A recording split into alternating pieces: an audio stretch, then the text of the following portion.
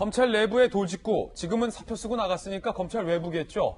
검사 내전의 저자 김웅 검사도 여기에 돌직구를 보탰습니다. 지금 세 번째 돌직구예요. 들어보시죠. 울산 선거 개입 사건 공소장을 보면 한마디로 끔찍한 민주주의의 살해 현장입니다. 공소장에는 대통령이라는 단어가 무려 39번 나옵니다.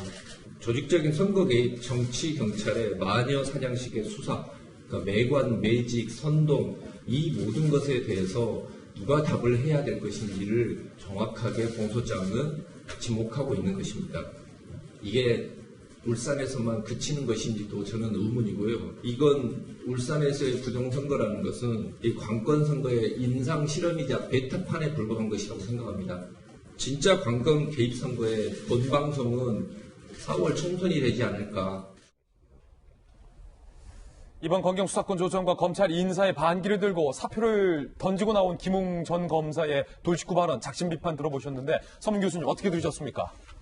마음에 참 와닿는 말이고요. 사실 그 선거 개입이야말로 민주주의 근간을 흔드는 일이죠. 근데 정말 아쉬운 게 원래 이 좌파분들이 있잖아요. 원래 그분들이 타는 목마름으로 민주주의 만세를 평생 부르던 분들이고. 타는 목마름으로. 그렇죠. 근데 이 사건에 누구보다 분노해야 됨에도 불구하고 사실 그쪽 분들이 사실 거의 침묵하고 말을 안 하고 있습니다. 그게 너무 미스테리하고요. 그리고 그 민변의 그 권경의 변호사님에 대해서 말씀 많이 하시는데 사실 그분 말씀에 의하면 지금 민변이 전혀 성명을 내지 않고 있고 자기는 그냥 개인 자격으로 말한 것이다. 민변이 너무 이렇게 정권하고 정권 편만 들어서 요새 민변하고 자기도 관심을 이제 끊고 있다. 뭐 이렇게 얘기를 했는데 되게 이런 이걸 이제 진영 논리라고 하지 않습니까? 예. 이 진영 논리가 진짜 우리나라 전체에 지금 퍼져 있어가지고 남의 잘못은 정말 특달같이 막 파고들면서 자기 잘못은 전혀 침묵하고 이런 일이 지금 계속 반복되고 있거든요. 예. 그 진영 논리를 좀 깨고 좀 세상을 좀 객관적으로 봐주시면 좋겠습니다. 예, 변호사 476명도 현재 정권을 향한 시국선언의 입장을 냈습니다. 어제는 민변 소속의 변호사, 오늘은 476명의 변호사들.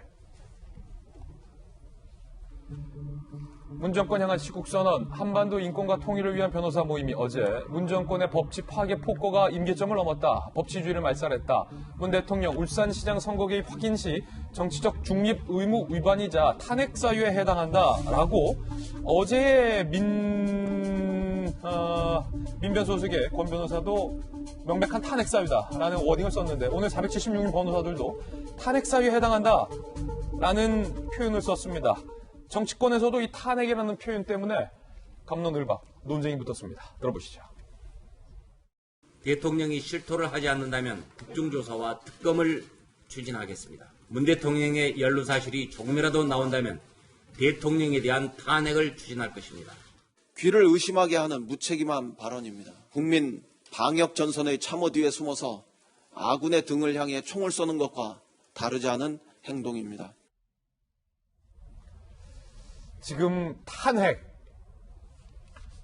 이 두 글자가 저희 도직구쇼에서도 어제 오늘 이틀 연속 나오고 있습니다. 장영 교수님, 정치권에서도 이슈가 됐어요. 이인영 원내대표는 탄핵이라는 표현에 대해서 발끈을 했고 심재철 의원 같은 경우는 지금 2번 연속이나 탄핵이라는 표현을 썼고 좌우를 가리지 않고 변호사 집단에서는 탄핵이라는 얘기가 이틀 연속 나오고 있습니다. 이 질문 저한테 안 하시길 바랬어요. 전 탄핵이라는 단어에 약간 트라우마가 있어요. 우리가 지난 정권의 탄핵, 촛불, 광화문 여러 가지 온 국민이 약간 전 지지 않아 이 얘기를 하는 게 아니라 온 국민이 가슴 아프면서 우리 역사를 다 살펴본 게 불과 몇 년 전이에요. 예. 과거 부모님 세대도 아니고 그렇기 때문에 또 이런 단어가 나온다라는 것 자체가 저는 사실 가슴이 아프고 결과적으로 검찰 수사가 잘 이루어졌을 때 맨 마지막에 탄핵할 일이 없었기를 바라는 사람 입장에서 이야기를 하자면 사실 저는 앞서서 야당이 이렇게 말하는 거에 대해서는 사실은 항상 정권 초기부터 탄핵 이야기 나왔을까라는 이야기를 합니다만 지금은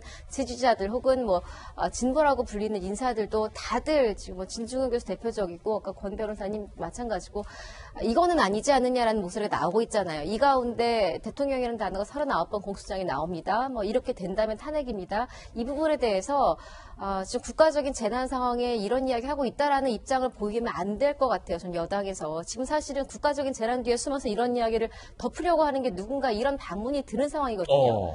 앞서서 윤 총장이 이야기한 것처럼 우리가 항상 선거가 민주주의의 꽃이라 그러잖아요. 거기에 개입을 했다라는 건 민주주의 자체를 무시하고 말살하려는 거예요. 그렇기 때문에 더 떳떳하게 밝혀야 되고 국가적인 재난과 함께 더 근간이 되어야 될 게 사실은 전 이런 부분이라고 생각하는데 오히려 이 재난에 지금 무슨 소리냐라는 이 대안 자체가 저는 오히려 더 충격적으로 다가왔고요. 탄핵이라는 단어는 더 안 나왔으면 좋겠는 바람과 함께 여당의 조금 이 부분을 무시할 일이 아니에요. 이거 굉장히 지금 중요한 얘기고 이 엄청난 단어가 지금 나왔다라는 거 꼭 명심해 주시기 바랍니다. 예. 똑같죠. 탄핵이라는 얘기가 나온 거 정말 가슴 아프고 안타깝습니다. 이게 쉽게 나와서는 안 되는 얘기인데 상황은 그 얘기를 나오지 않을 수 없게 만드는 분위기가 또 만들어지고 있는 것도 사실이에요. 맞습니다. 국가적인 재난이죠. 신종 코로나 사태. 그러나 지금 진행되고 있는 선거 개입 사건은 대한민국의 정체성을 흔드는 국가 정체성에 대한 재난 사건입니다. 이 부분 그냥 넘어갈 수 없죠. 39번 대통령이 공소장에 얘기가 나왔다는 건 제가 아는 한 검찰의 공소장에서 피의자가 아닌 제3자들의 이름을 제3자를 이렇게 거명하는 경우는 굉장히 드물거든요. 굉장히 조심스럽고. 그런데 재밌는 것은 피의자들의 이름보다도 훨씬 더 많이 나왔어요. 39번이면 가장 많이 나온 거예요. 검찰이 이 사건의 중심이 대통령이 연관돼 있는 것이 아니냐 하는 것들을 아주 강력하게 내비치는 것인데 이 정도가 되면은 우리가 다 생각하는 게 있습니다. 대통령이 뭐라도 의사표현을 해야 되는 것 아닌가. 대통령이 지금 너무 이 부분을 외면하고 있는 것 아닌가. 어떤 신문에서는 어제 보니까 딴청을 하고 있다 이렇게 해놨던데요. 제가 자료를 좀 찾아봤습니다. 찾아봤더니 문재인 지금 대통령께서 국회의원 시절에 또 대표 시절에 대통령을 향해서 사과를 요구한 기록들이 얼핏 봐도 여러 개가 나오더라고요. 예. 그래서 거기에 2013년 8월입니다. 그때도 국정원이 선거에 개입했다는 의혹을 받을 때요. 이명박 정부 때. 그때 국정원 선거 개입에 대해서 대통령은 사과해라. 그리고 진상규명 철저히 해라 하고 문재인 의원이 강력하게 요구를 합니다. 이듬해 2014년 12월 달 정윤회 문건이 나왔을 때 또 문재인 대표가 또 강력하게 얘기를 합니다. 대통령이 나서서 사과해야 된다. 진상 밝혀야 한다. 2015년 2월 달 국정원 선거 댓글 사건에 대해서 법원의 판결이 난 때입니다. 그때도 이렇게 얘기를 합니다.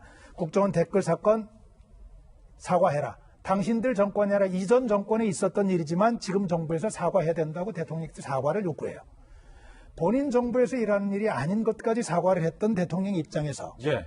지금 자기가 당신이 책임을 맡고 있는 청와대 모든 참모들이 개입이 되어 있는 8개 비서관실이 개입되어 있는 이 사건에 대해서 국민적인 걱정이 일어서고 민주주의의 원칙이 훼손됐다, 법치주의의 핵심이 파괴되고 있다 하는 상황에 대통령이 입을 닫고 아무 일도 없었던 듯 다른 일을 벌이고 있는 것은 이것은 대통령의 직무에 대한 저는 역할의 방기라고 생각합니다. 대통령 말씀하셔야 합니다. 저는 뭐 법조인들은 그렇게 이야기할 수도 있다고 생각해요. 근데 심재정 원내대표가 지금 이런 단어를 입에 담는 게 좀 가치적인 면, 실리적인 면 두 양측면에서 볼 때 별로 좋지 않은 것 같다. 야당에서? 네, 심재정 원내대표의 아까 그 발언을 보면은 if가 3번이 붙어 있어요. 한다면 탄핵 사유에 해당할 것이다. 야당에서도 그것도 원내대표의 말은 좀 더 무거워야 된다고 생각하고요. 저는 이제 뭐 아까 장영 앵커 말씀하셨고 이인영 원내대표가 이 뭐 상황이 어떤 상황인데라고 하는 게 약간 정치적인 수는 보입니다만은 그게 또 엄연한 국민들 심리기도 해요. 지금 불안감이 있고 이러한 상황에서 그걸 따지지 말자가 아니라 그리고 이 재판은 오래 진행될 거고 뭐 지금 검찰도 세게 공판에 들어간다고 준비를 하고 있는 거 아닙니까? 할 건데 지금 뭐 덮어두자는 소리는 절대 아니거든요. 그런 부분에 대한 것이 있고 그리고 심리적으로 볼 때 그렇기 때문에 별로 유리함이 없을 것이다. 그리고 오늘 이거는 아마 오늘 오후에 그 추미애 법무부 장관이 기자간담회를 뭐 1시간 반 뭐든지 다 대답한다 이러고 있는데 이야기가 또 많이 나올 것 같네요. 그렇군요. 서민 교수님께서는 어떻게 보세요? 지금 이 담론.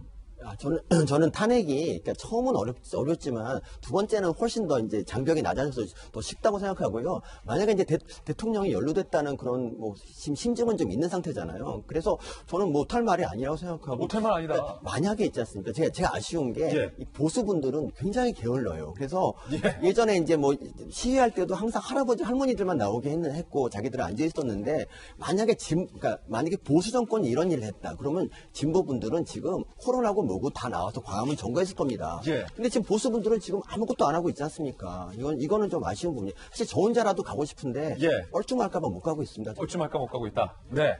탄핵 얘기까지 지금 나오고 있어서 다양한 의견, 찬반의 의견 고루 한번 들어봤습니다.